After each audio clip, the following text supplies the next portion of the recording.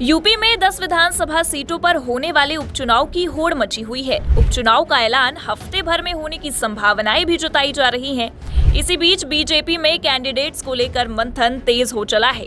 बता दें कि आज सीएम आवास की बैठक हुई, जिस दौरान 10 विधानसभा सीटों पर उम्मीदवारों को लेकर विचार किया गया है। सूत्रों की माने तो खबरें ये भी आ रही हैं कि हर सीट के लिए 3 से 4 नाम छांटे गए हैं।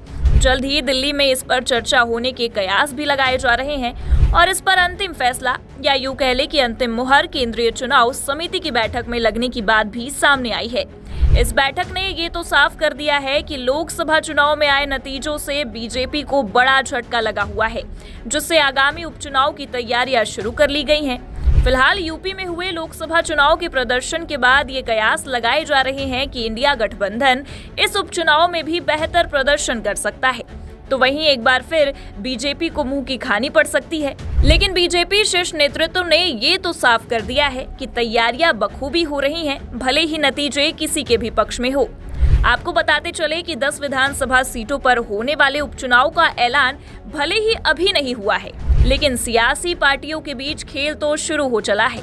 जहां एक तरफ इंडिया गठबंधन के बीच पेच फंसता नजर आ रहा था, तो वहीं अब बीजेपी के सहयोगी दलों ने भी सीटों की डिमांड शुरू कर दी है। निषाद पार्टी उपचुनाव में अपने कोटे की 2 सीटें मांग रही है, जिस पर 2022 में चुनाव लड़ा गया था।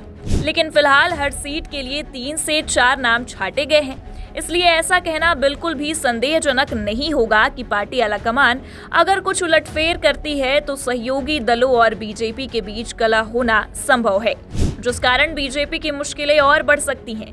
इस तरह उपचुनाव की 10 सीटों में से 5 सीटों पर बीजेपी के सहयोगी दल ताल ठोकने की तैयारी में हैं।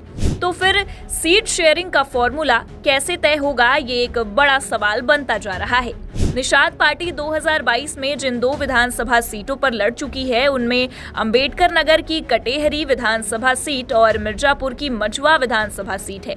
उपचुनाव में इन्हीं दोनों सीटों पर निषाद पार्टी किस्मत आजमाना चाहती है, लेकिन बीजेपी आलाकमान ने तो कुछ और ही ख्याली पुलाव बनाए रखे हैं, जिसमें सहयोगी दलों को इस पुलाव को चखने दिया जाएगा या नहीं, ये भी एक उलझता हुआ सवाल है।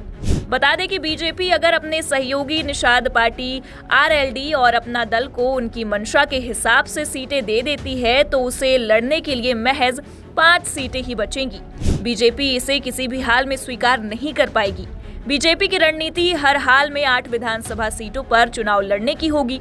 ऐसे में निषाद पार्टी और आरएलडी को 1-1 सीटें ही दे सकती है और बाकी 8 सीटों पर खुद अपने उम्मीदवार उतारेगी। लेकिन इस बैठक ने ये तो साफ कर दिया है कि अगर चुनावी पिच पर बीजेपी अपने सहयोगी दलों के कैंडिडेट्स को नहीं उतारती है, तो एनडीए में फूट होना संभव है।